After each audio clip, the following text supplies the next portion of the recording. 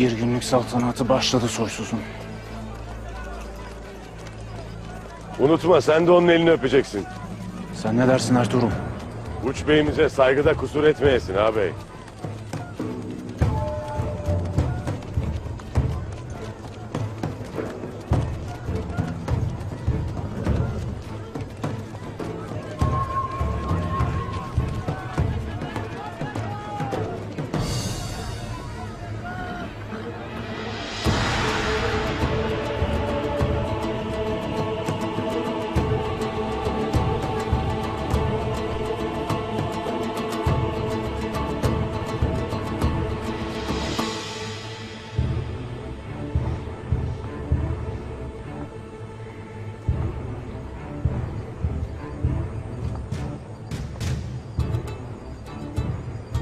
Hoş geldiniz Gümüştekin Bey'im.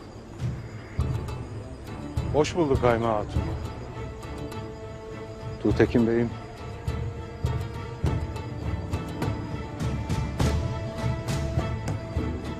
Devletimize yaraşır bir karşılama olmuş.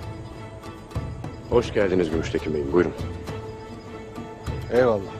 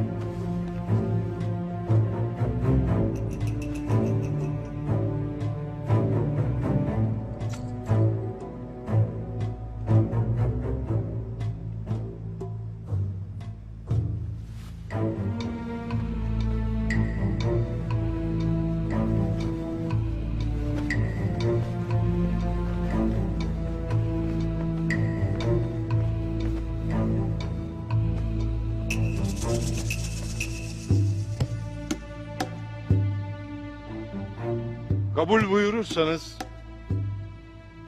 gülüş etmek için size ve beylerinize altın vermek isterim.